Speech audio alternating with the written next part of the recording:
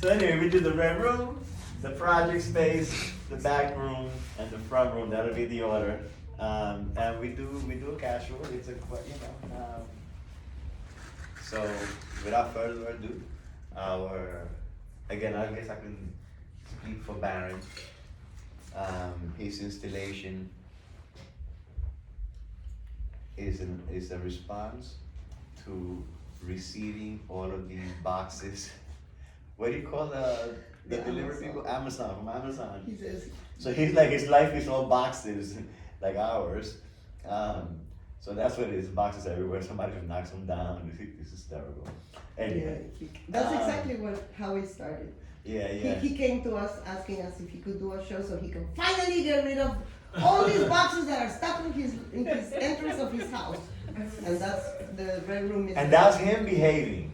He said he was gonna like really fill it out. That's what I was hoping.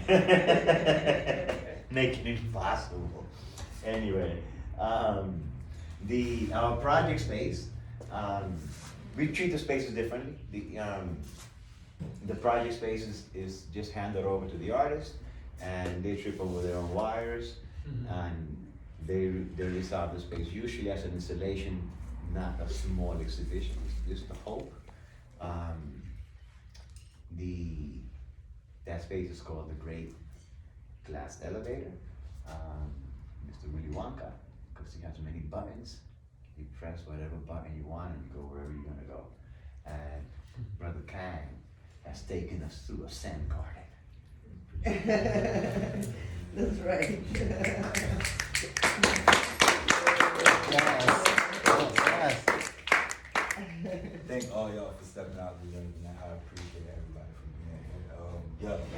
Thank you to Imperfect Gallery for even having spaces for people can actually bring what they want into a room compared to what should be there. You know what I mean? It was definitely dope just kicking him Tyrell, watching him go through his process, and then seeing Rennie like fly through here like last minute, like making all this shit up. I'm going home. It was very fun, y'all. Before I really get into the full part of the installation, I have my brother here who was running Zenterra painting on the wall. And I also asked one thing before all y'all leave to actually take that broom and stand in the sand and like, it's relaxing as hell. That's what I was saying, 'cause there's a baby here. Air is soft, Jetty, A-Track, ladies and gentlemen, I'm gonna let him come up and talk to you about his Zenterras and who he is and what he do a little bit. Cause he did my sneakers and he do all the sneakers for the team. You know what I mean? Like anybody, these some older ones, cause I've been skateboarding and I ain't want to mess up the new ones he did for me. But yes, y'all, please, I would love your name to be shared.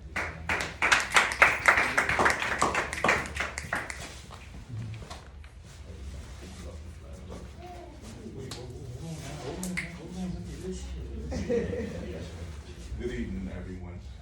First, I want to thank everyone here in Perfect Art Gallery for this wonderful opportunity. I'm incredibly proud of my brother. This right here is just amazing. We talked about creating worlds. We created worlds through music, and now to see my brother create worlds through his canvas, through structures, through sculptures, through even creating a Zen garden where he's inviting you all to come and to release and express through the sands the very foundation of what he's built. It's beautiful to me. So first, thank you for that. Thank you. I go by the name of Jetty A-Track.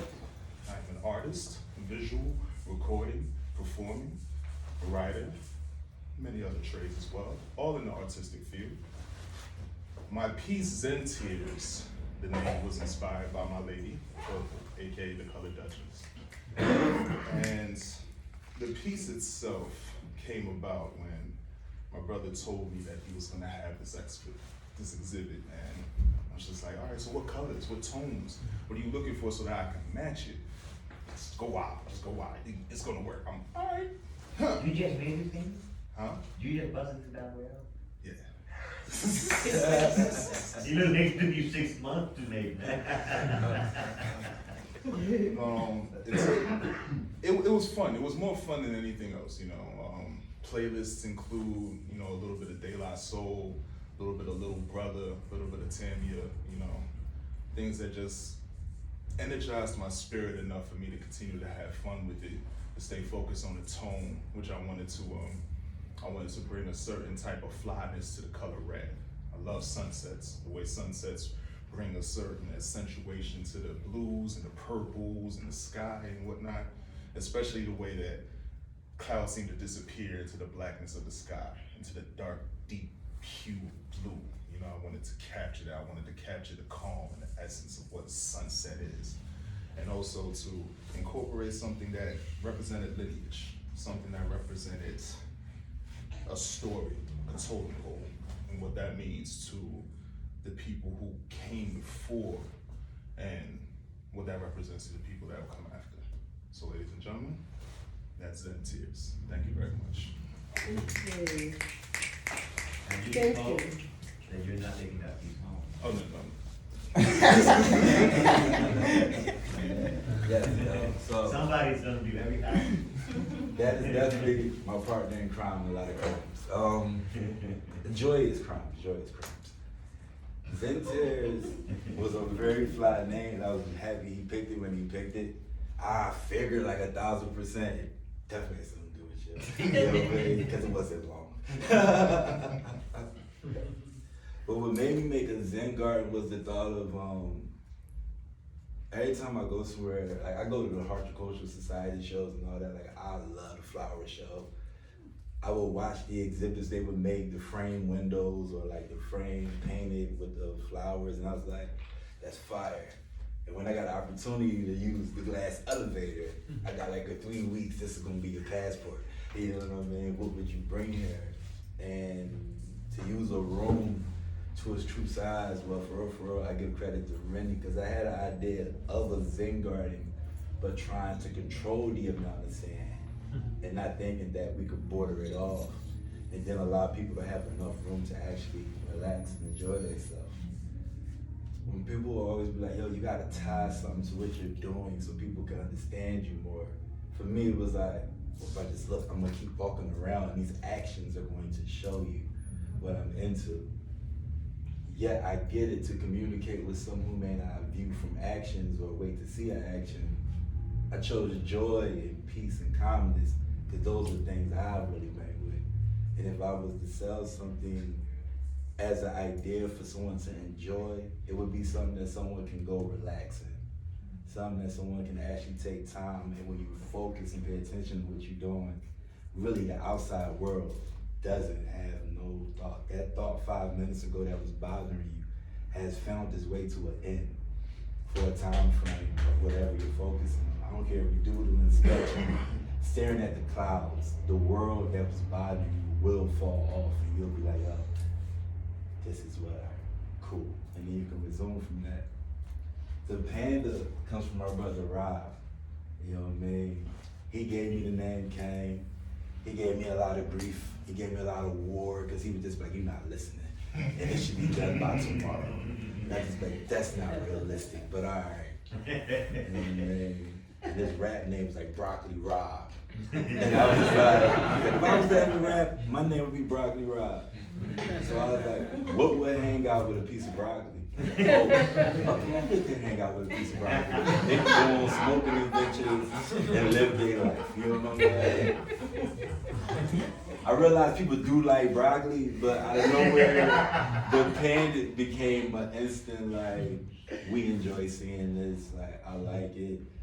I do like my niece and my nephew, their little outfits with panda stuff in, and like kids really bang. Yes, I got a little purple soon. She can feel like a real size clothes. You know what I mean? No, it's already. She on the list. You know what I mean? Baby make sign on there too. I got you. And yeah, I paint from like the thought of where I paint is joy and wildness. Yes, and there's a lot of vaginas in this room behind me. I will not lie. The thought is, I like seeing how people react, and sometimes it takes a strong thing to make a reaction in a person. The word sex bothers people because it has so many different levels of variations and moments that have happened to people along with the word. Yet, it opens them up to an emotion to then be calmed or relaxed based upon what happens next. And if you put vivid images and colors and then something for sand for people to stand in, because one thing I will say in this talk, what people have told me from their own personal experience from just being in the sand is exactly what I was looking to capture. And I didn't even know some of that shit I was looking to capture. You know what I mean? I didn't know that it was my thought was gonna bring other people real life. I'm glad I went in there. Thank you for letting me relax. You know what I mean?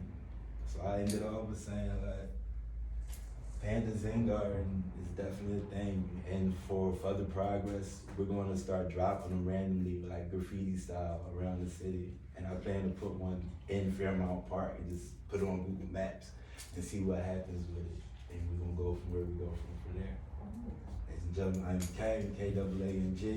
The artwork is under the groove, and once again, I just ask, before you leave, take a lap in there. You know what I mean? And listen to what happens in the words from Terrell and Randy as well. Like, two very dope artists, grateful to have first opportunity with y'all in this space. You know what I mean? Thank you.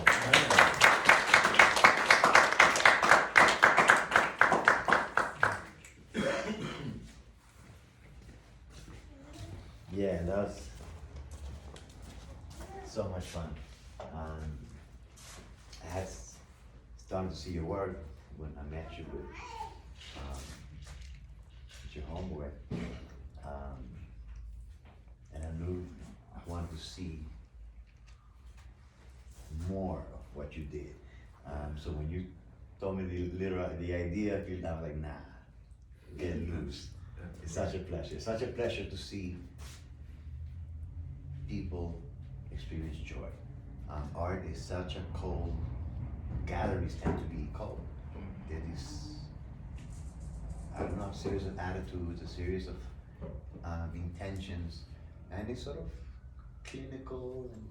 And I tell people, do here what you can do in other galleries. Universities might have the most liberal, they give the most freedom, but they're locked. They're still locked in. They have 2-year schedules. Here we can do things in 3 weeks. Like I put some artists in bash, you know, thank you for rocking it, man. Last minute, you know, I'm like, dude, you got 3 weeks, 4 weeks, I forget what it was, you know, I don't know. And there's no satisfaction better than to see people react, to see people out loud enjoy, or at least respond.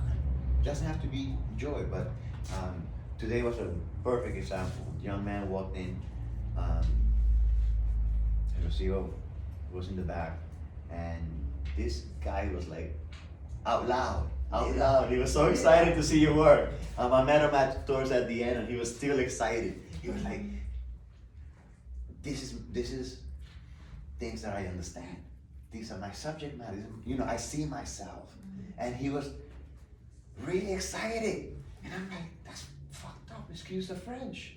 You know, that we would need to feel like that. You should feel at home always.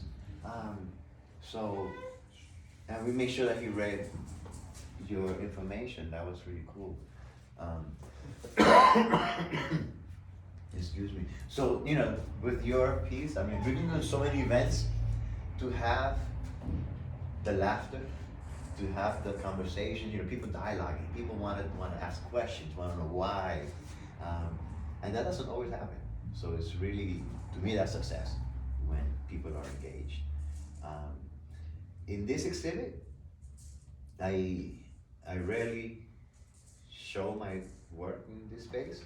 I will include my work in political shows and group shows. But I've been really excited about doing what I'm doing now, and I didn't really have anybody set up back there. So I got the opportunity and showed my current crazy work. So if you haven't had a time to go back there, they're all done on American flags. They're my patriotic body of work. There's this whole different ranges of them, different motifs, paintings to applied. Um, these are the three big pieces are lighter statements. I use garbage. I use usually colorful plastic pieces of garbage that in pattern, in repetition, tell a story. So I've used, before coming here, we were in the South Bronx during the AIDS epidemic, the crack epidemic was happening at the same time. And my boy, Mikey Pinheiro, had just died from this mysterious disease that nobody understood yet. And then we find out later that he probably died of AIDS with his body parts.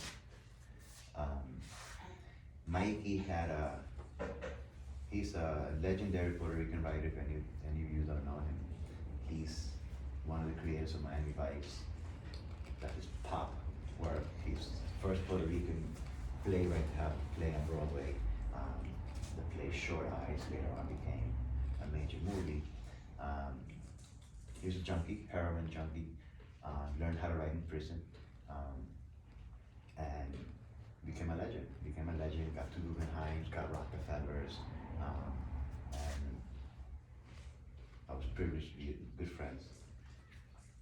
And in one of his books, he talked about the method of surviving that women prostitute, the way they prostitute themselves in the Lower East Side. And spoke about their abilities to see different kinds of rainbows and different color schemes. And that ability to create beauty out of this desperate, negative reality really impressed me, because that's my thinking. I'm thinking, okay, how do you what's the value of a rose in the junkyard?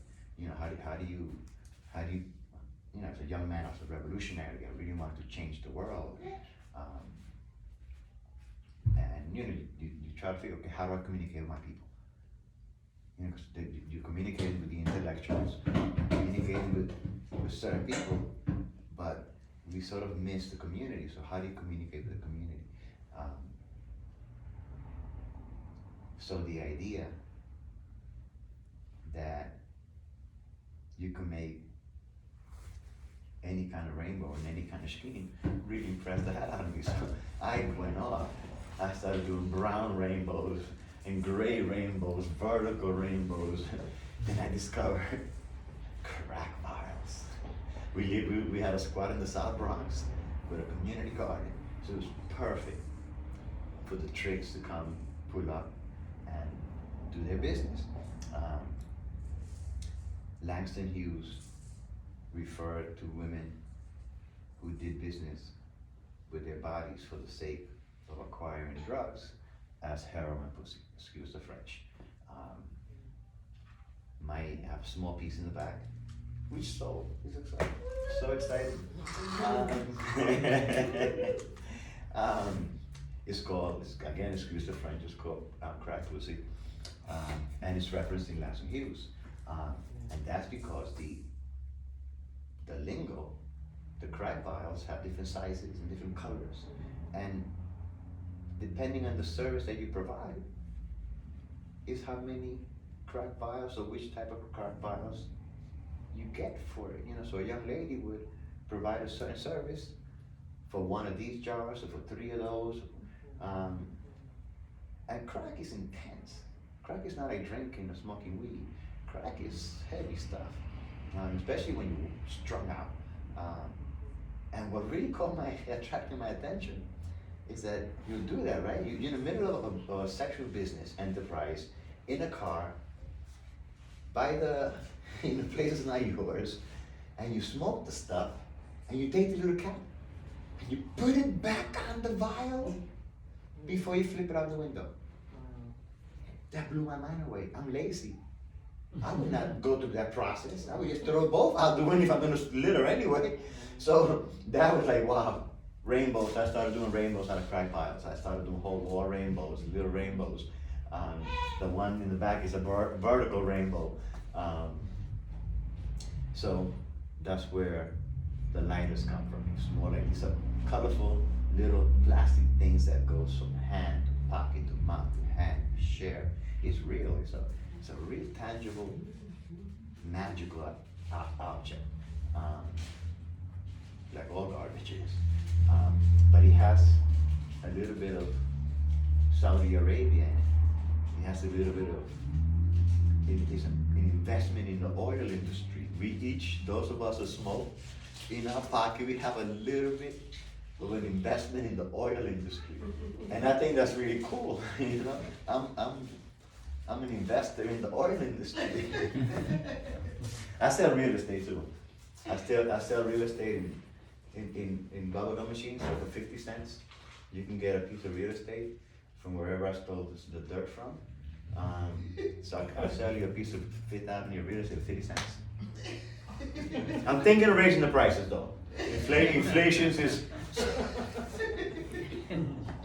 yeah, you gotta make a living somehow, you know? So these pieces are me trying to, again, figure out how to communicate to not just the choir, how to communicate with a range of people. I was always told that artists can't be literal, so I'm like, okay, I'm gonna be literal. So they're my language-based pieces. They're really fun to me because it's more about what the audience sees more than what I'm trying to say. I'm not trying to say anything. I'm trying to present. The flag has become a field. I started using the American flag out of anti-censorship preoccupation. I was quoted twice in Congress as to why the National Endowment for the Arts should be eliminated. So we've been doing this for a year or two. I presented Dred Scott's piece in my gallery in the Bronx. It's national attention. So since then, I've been in the front dealing a lot with censorship issues. That's why I started doing the work. And then recently in the politics, you have all these black flags being used. And I was like, I thought it was just right-wing shenanigans. And I started using the black flag because you have beautiful color, the contrast in my rainbows. And then I learned that they're not fake. Black flags are a real thing. They're tactical military flags. And there's a way, protocols, the whole nine. So then I was like, yes, we're gonna push that envelope to the T. So, so my fuck you piece, which is a lot of people have a shock value with it, and it does, is called the American Political Discourse. It's not my concept. You know, when you're 4 years old, I'm good he's not getting it yet. He's like, well, yes, I am. They're horrible, man. They'll be 3 rooms away, and you think you're gossiping, they know everything you're talking about. But my work pushes the edge. Pushes the edge. I want, you know, it's like, you just gotta fuck out there. We have the avenue. We live upstairs. It's daily music, daily. Any kid who's been to daycare already knows it. They hear it. You might not do it. You have, depending on your household, you control it. But it's perverse, and that's how we don't see each other. It's like F you, F you, F you, F you, and we don't see each other. That's the effort, you know. And I know it's shocking. It has that. That's right at the end of the house, the good burning house, and that was an earlier motif, trying to find again language that would speak to people who are not intellectuals, who don't have 2 degrees in the fine art world. We can talk about house, like I see that, and then we can discuss. It's a port to them. So that's my effort. I could talk for 7 nights. Those of you that know me, so. But it's been a real pleasure doing what I'm doing now, and thank you for coming, and hope you enjoy. I'm gonna turn it over To our main artist, our feature artist of the month, Terrell. He's the first artist. That's a result of a new system that we've created. We started doing before. Actually, it was the first show that was canceled, I think, during COVID. Yep, it was the first one. We started doing a photo show as an annual. And the second show, and the first show, we had some kind of sponsorship. I forget how we got some money. Yeah, a sponsorship from Susan Guggenheim. Okay, so we had all the artists in the show pick the best in the show, and they got their little prize. The second year we didn't have that. I didn't have the whereabouts to find money. I was too everywhere. So we didn't. We figured, well, it's an honor anyway. We'll do the best in show when your peers pick you as best in show. That's an honor. So we did that. Terrell with this stunning piece got the best in show. And after it happened, we were like, wait a minute, we don't have money, but we have something. So we think, well, let's turn it into something worth a little bit more than some chunk change. And we figured we'd feature you as an artist. So we're gonna do it as a tradition. We're now gonna do the photo show as a biennial. So 1 year will be the photo show, best in show, we get sold the next year. And hopefully that will be an incentive of value. We are what we are. We are a scrappy little operation. We're proud of it, and hopefully it will grow. Maybe we'll do 4 artists and have.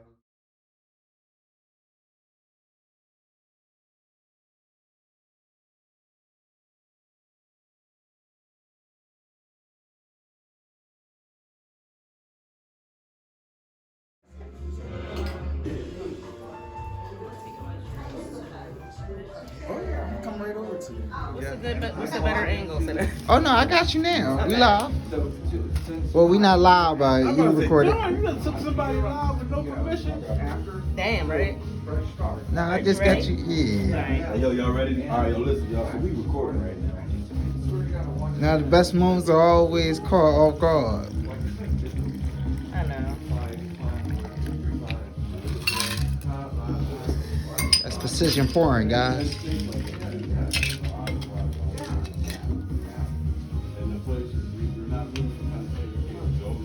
No spillage, nothing. And it's with sake. That's even better. You the most narrating cameraman. I've never heard you for a cameraman job.